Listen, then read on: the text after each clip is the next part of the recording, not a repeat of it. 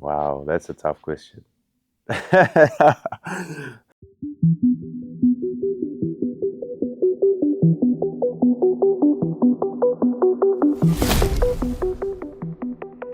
My name's Corey Webster, director of Webster Elite Basketball. We can call it an academy that we've started up in New Zealand, just trying to create some pathways and some opportunities for young New Zealand basketball players. At the moment, we're over here in the States on our first tour here in Sacramento. We got the opportunity to come over and play some AAU games, visit some colleges and a few different facilities, just really to expose New Zealand kids to basketball over stateside. Obviously, a lot of New Zealand kids have aspirations to go to college and university over here and get basketball scholarships, some to go straight to pro teams or programs. And we're just trying to open up these doorways and create more opportunities for the New Zealand kids. We're also in the process of starting up our academy back home, which will trying to start in April until November. So a good 7-8 months of the year where kids will come and join us in the mornings before schools and train before they go to school, and also running holiday programs for the younger kids during the school holidays. So that will be myself, Coach Benny Anthony Jr., and then my dad helping out with the coaching. Obviously, we all have long basketball professional careers. It's time for us to give back to these kids, man.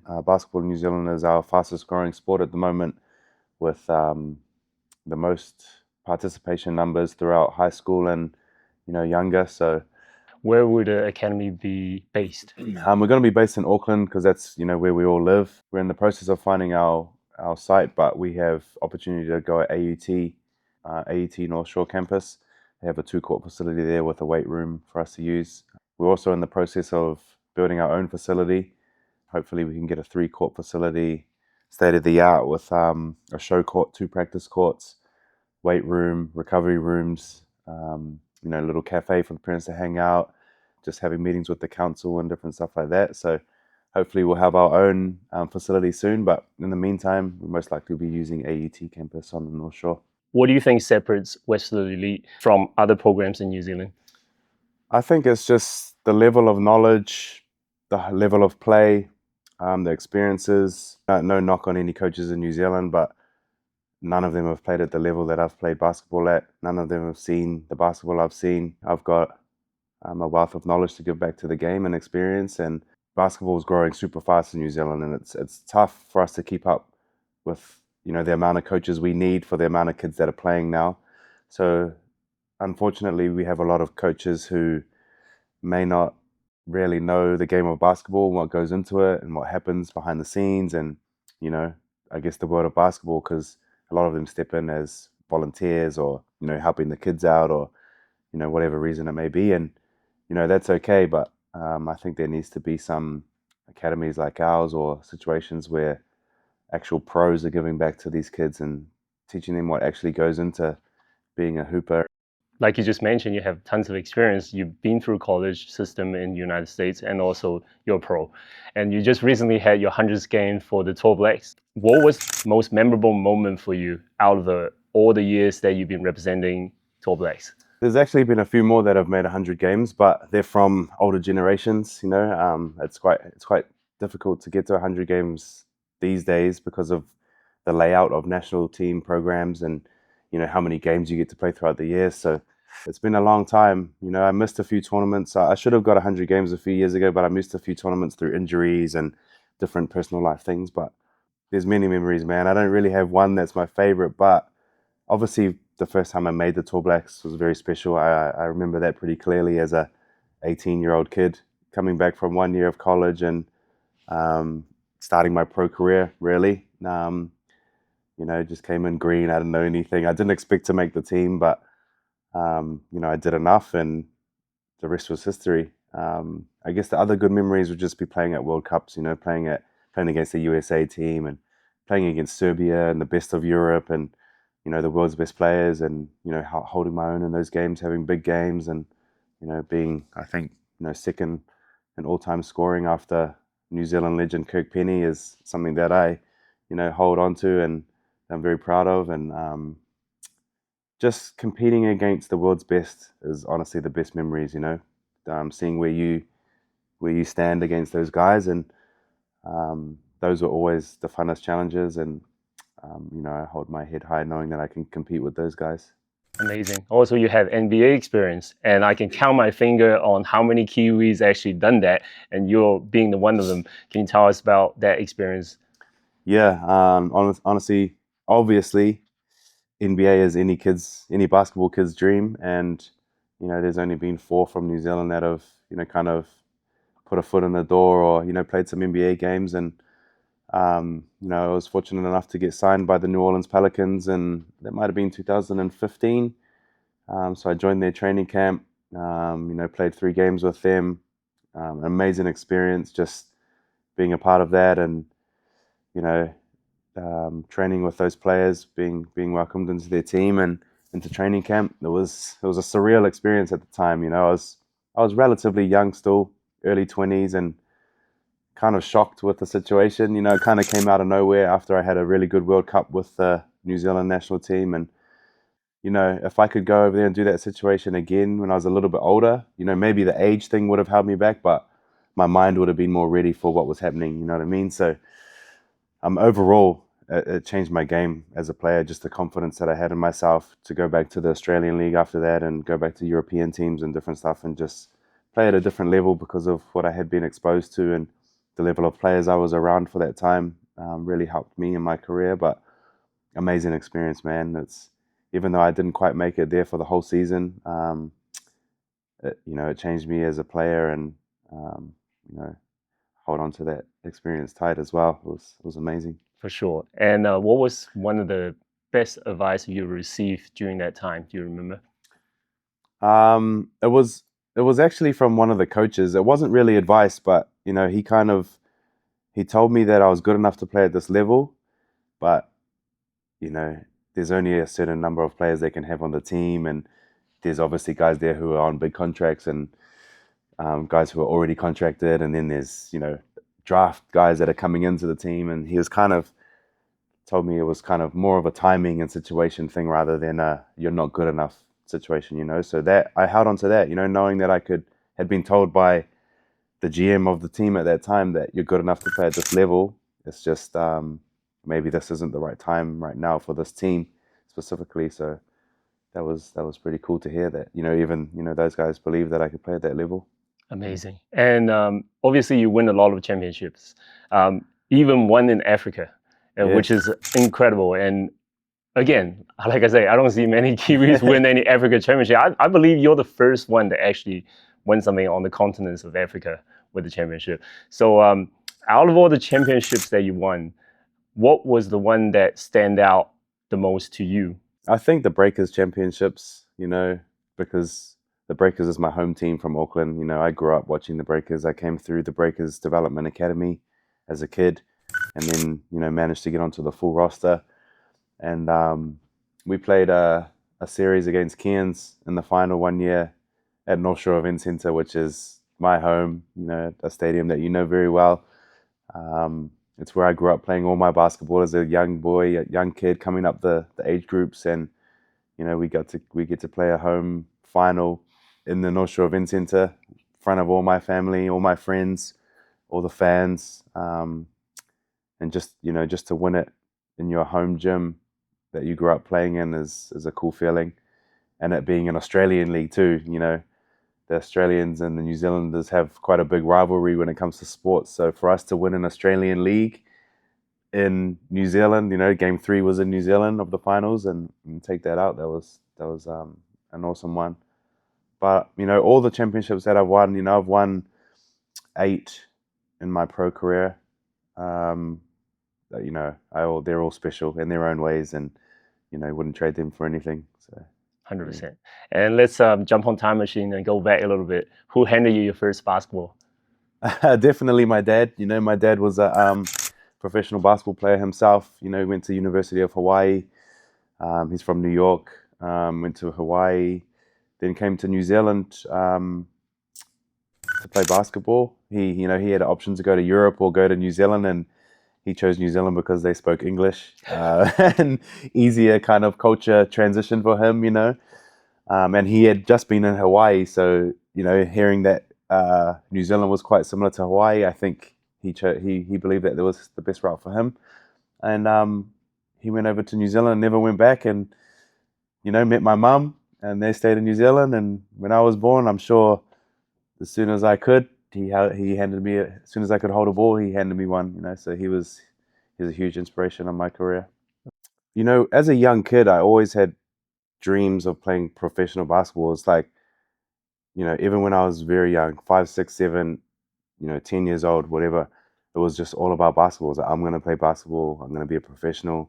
I want to go to the NBA. It was just in me, So, that stuck with me forever. It probably wasn't until I joined the Breakers as a young player, being welcomed into a pro club and kind of seeing what goes on and training against those guys every day, I kind of realized like I can play at this level. I'm still so young, whatever I was, 18 years old, and I can compete against, pros that are 30 years old, grown men, So that's probably when I realized like I can make a future in it. And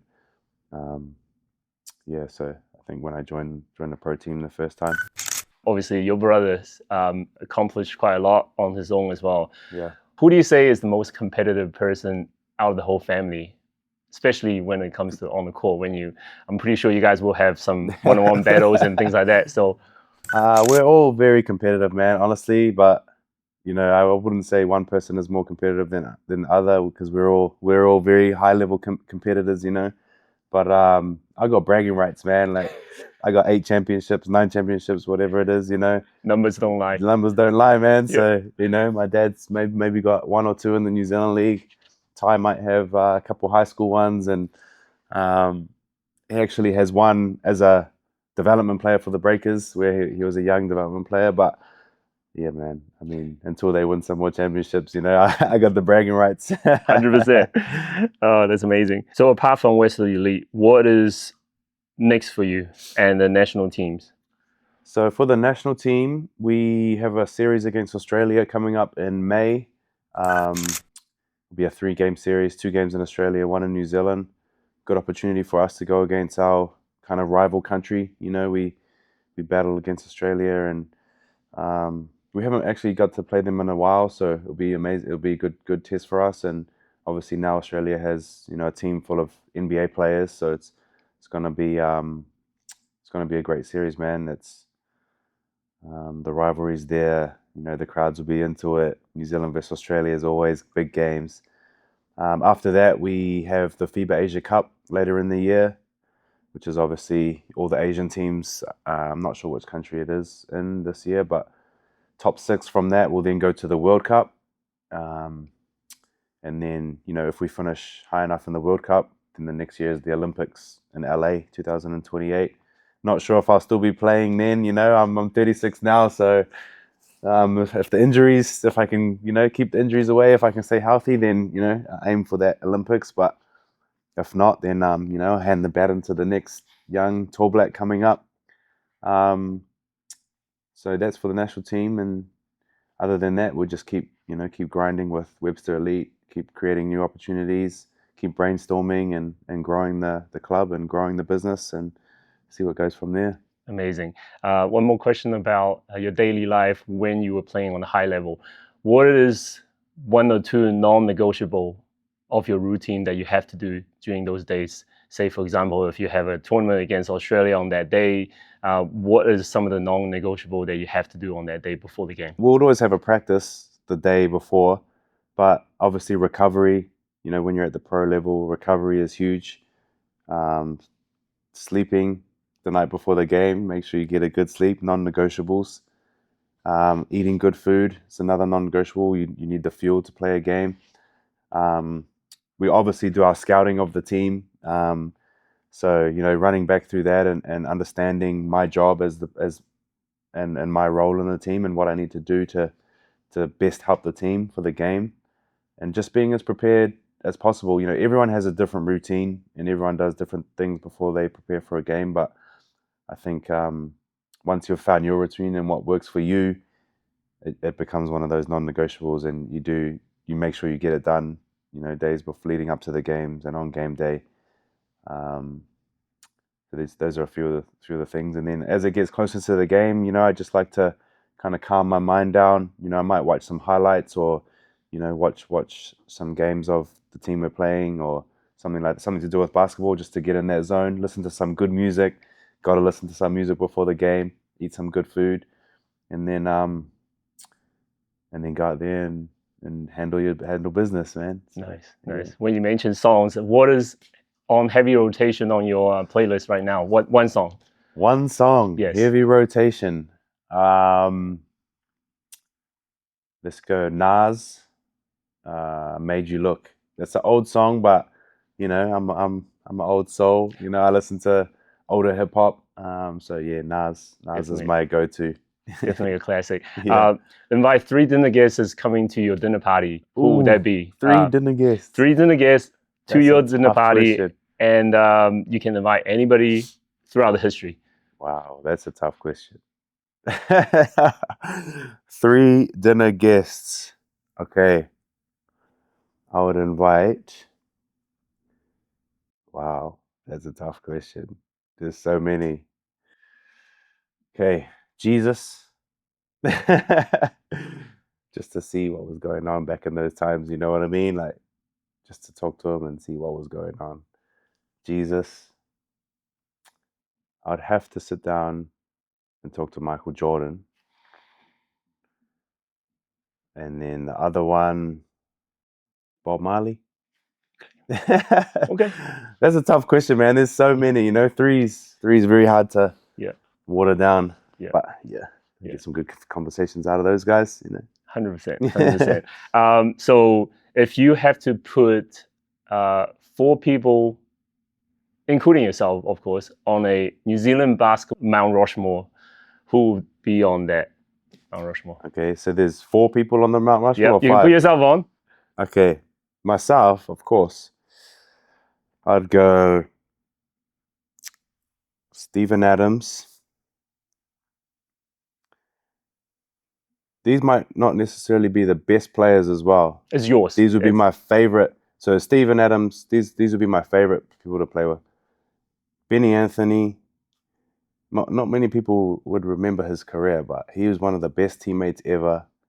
Did all the dirty work, set all the screens for me so I could shoot all the shots that I could shoot. And he was just that guy that you needed on your team, that you knew whoever you're playing with against, you know, he's not scared. He's confident. He's going to war. He's gonna have his team's back. He's gonna do everything you need on the basketball floor. Kind of like a Draymond Green, you know? You need one of those guys. Benny Anthony. And then I'm gonna have to go my brother. And if I get a 5th, Kirk Penny. Awesome. Yeah. Really nice. That's obviously your Mount Rushmore, which is great. That's not necessarily the best players, but that's just my favorite guys that would be to play with, you know? This is actually make the question even better. So it's perfect. You know, my Mount Rushmore of players. Go ahead. Let's go positions, all right? Okay. Point guard. Best point guard. I want to say there'll be Mark Dickel. You know Mark Dickel. And my brother, and Shea Ali could go somewhere in there. Top point guards. Shooting guards, myself, Kirk Penny. 3 guards, Phil Jones, Tom Abercrombie. 4s, Mika and Pero and Mika. 5s, Steve and Sean Marks. So that'll be all my top players probably. Hell of a lineup, for sure. I want to give a shout out to KiwiHoopers. Shout out to Kiwi.